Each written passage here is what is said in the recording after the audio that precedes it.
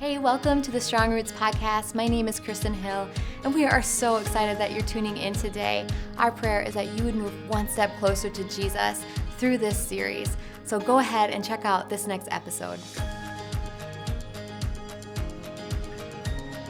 Hey, Strong Roots. We are in our season of 7 habits to become the best version of yourself. And I'm here with Nina, and she has been on the podcast before, but we are talking about faithfulness. We are talking about how to be faithful in your relationship with God and your relationship with others. And I feel like she is a woman who has been faithful in so many seasons of this church, so many seasons of our friendship. And I'm so excited that you're going to be sharing God's faithfulness and also how you walk it out in your everyday life. So Nina, to kick it off, why is faithfulness such an important habit of highly effective Christians? I think it's such an important habit because I feel like it's the embodiment of Jesus. I mean, Jesus is so multifaceted and so glorious and he has so many amazing attributes, but his faithfulness to the cross means that we get to spend all of eternity with God, not separated. And so I feel like practicing that habit and growing in that habit allows us to go through things here on this earth and helps us to persevere and be steadfast and immovable so that we keep our eyes fixed on eternity, right? Because that's what this is all about, right? Is having that eternal mindset and being able to walk it out, even though it gets really hard sometimes. Right. And things don't turn out like we want it to, but through Jesus' example and God's faithfulness in providing us his son, it's just a great way to be able to persevere. Absolutely. That was really good. Thanks. And I think that's so encouraging. Is that something every day you have to remind yourself that you are living for eternity, or does that come easy? Oh, definitely. I think that that's one of the best things that has changed in my life is being able to have an eternity mindset and a focus, because it's very easy to go with the sway of the emotions, you know? And I mean, I was probably like 31 years old before I realized, like, you can take your thoughts captive. Attending this church, learning that emotions don't rule, right? That's not, it's facts over feelings, that sort of thing. So thinking about that and being intentional in my day, starting like, no matter how I feel, the end game is eternity. Yeah. And what am I going to do today that reflects that perspective? And I just think, even practically speaking, if I can real quick, just thinking as a mom, like, as a mom, you're tired. That newborn tired is like unlike any tired. I mean, in my experience, I'm sure there's more tired, that people go through, but there was nothing like that. But thinking about, like, I'm tired, does that mean that I get to be grumpy all day? Does that mean I get to, like, be lazy? I mean, I could, but is that the best interest of the baby and that sort of thing? So it was just really, that helped change my mind too. Like, God has allowed me to be a mom, and through that I learned, like, my emotions affect everyone in the home. Right. And so it's just like a practical example, I think, of like an eternal truth. Like, you just want to be able to be intentional with how you want to spend your days, how you want to spend your thinking in that day, and that sort of thing. And so if you are fixed on the cross, fixed on Jesus, fixed on eternity, I think your decisions will reflect that. And the little things add up. The little things 100%. are the big things. So your grumpy mood every day, consecutive, like, that adds up. It does. And it takes away from treasure in heaven. It does. So, Nina, how are you faithful in your relationship with God? And be practical. Be practical. Okay. Well, first, let's start by saying he is faithful to me. Right. Yes. So that sets the tone for everything. Right. So he has demonstrated it. Grief is kind of a significant part of our story, mine and my husband's. And so he has demonstrated, prior to that he has, but more practical, more tangible for me, has shown his faithfulness through those seasons. And those seasons are very hard. And so in my experience, you grow. Like, he demonstrates his faithfulness, so that gives you a desire to be more faithful to him. Right. Because you learn more about his character.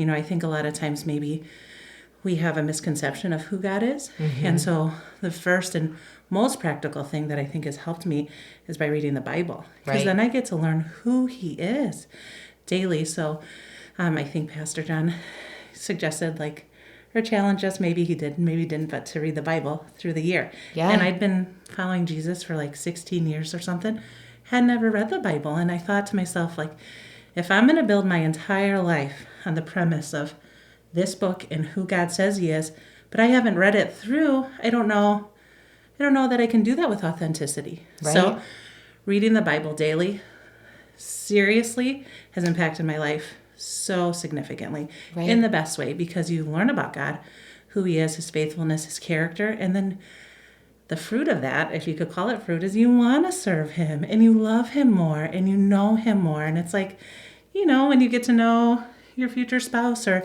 a friend, you get to know them better by spending time with them. Right. And going through, in my experience with God, going through those things and seeing how he's faithful just makes him all that more he's always trustworthy. Yes. I know it. Yes. But I've personally experienced it.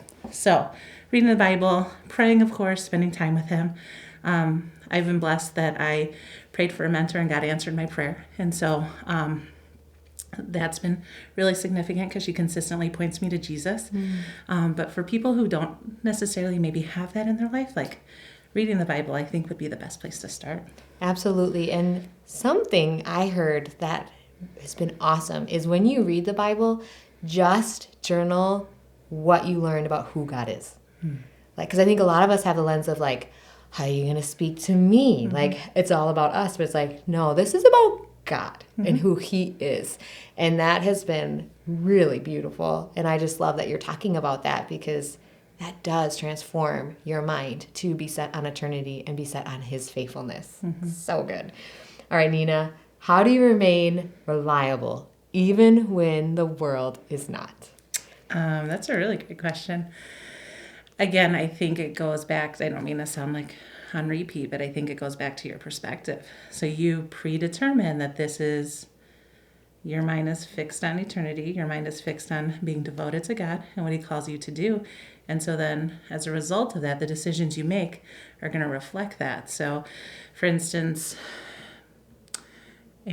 currently we're in a pandemic and that sort of thing, and everything is quite unreliable and that sort of thing, but God's not, right? Right. He's immutable. So his promises are true, and what he says matters and it'll come to pass. So just really renewing my mind, to your point, daily, right? And when I don't take the time or discipline myself to renew my mind daily, then I start to notice, like you said, the little things. I start to get more fearful. I start to, not feel as secure and at peace. So I guess to sum it up, it's just going back to God's promises. Right. How do you remain faithful when you're around a group of people who are totally saying that doing something not godly is okay? How do you, in your personal life or through your experiences, remain faithful? Even, let's be honest, I don't know about you, but in those moments, I'm I would rather not stand up for God right now or his ways, just kind of slink into the background. And sometimes there is a time to just be silent. But how do you live that out and being faithful to God, even in the midst of pressure from the world to conform to their image? It's a really great question. I kind of think back when I was younger and that sort of thing, having more experiences with people and that sort of thing. I just feel there's certain just non-negotiables, right? So there's a hard line.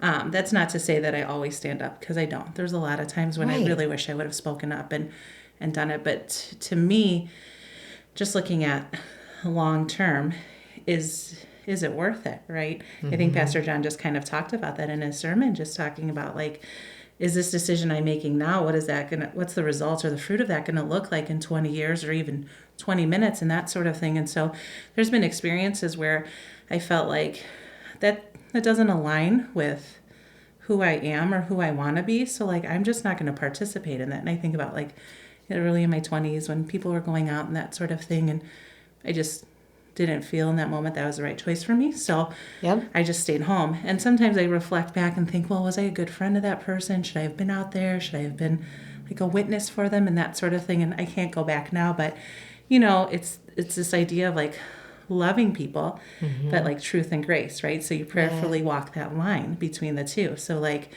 are there opportunities when you've built relationship with people to speak into that? 100%. Right. But for me personally, I don't know if it's the right answer. I would just rather choose not to participate. And then, I would like to think I'd pray about it though. Yes. Pray about everything. Yes. And that's huge in being faithful to God. All right, Nina, it's time to flip it. Yay. You're going to ask me some questions? Absolutely. What does unfaithfulness look like in everyday life? Like specifically? Yeah, like common practices. Unfaithfulness. I think it's not keeping my word. I think that's something that's actually really hard for me to do. I want to cancel things all the time. I think things sound really good way ahead of time. And then the day of, I'm like, I just want to tell them I'm too busy. Or so I think keeping my word is huge. I also think unfaithfulness looks like for me lying. I think lying has always been something that I've struggled with. Not necessarily, all kinds of lying, but for me specifically, it's to make you feel good. I'm going to tell you what you want to hear because, or if I'm being real honest, me look good. Like I'm going to lie to make myself good and save face. So that's unfaithfulness in my everyday life.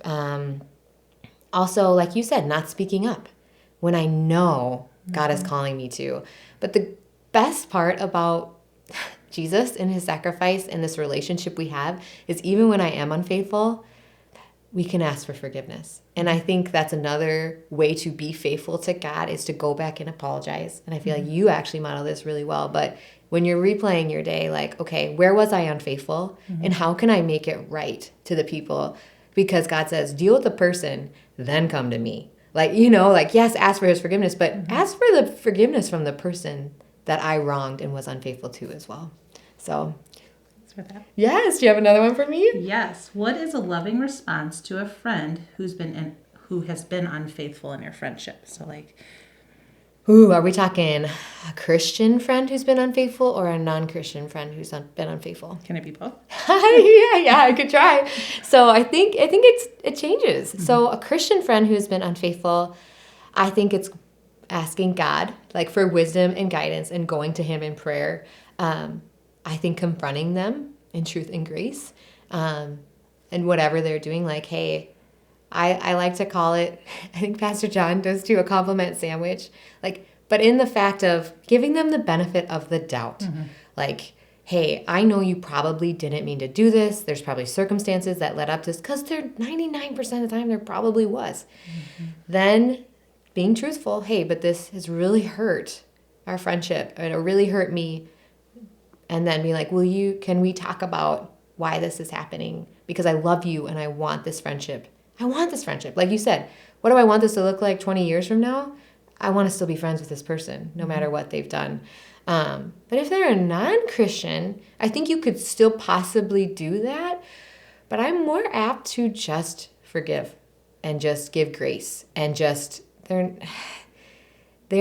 want to be a light. And what did Jesus do to people who weren't following him? Like he met them exactly where they were. He loved them. Yes, he said sin no more. But I think when it's an offense against me, like I think a lot of times I just choose forgiveness. I choose grace. I choose to continue to pursue them through the unfaithfulness. Does that make sense? That does make sense. Yes. Thank you. Thank you for asking those questions. Thank you so much, Strong Roots, for tuning in. And I cannot wait to go into our next episode, and I will see you then. Bye. If you enjoyed today's episode, make sure to follow us on our other social media platforms. We don't want you to miss out on any future content. Thank you so much again, guys. I hope you have a great day. And I want you to know I am personally praying that your roots stay strong.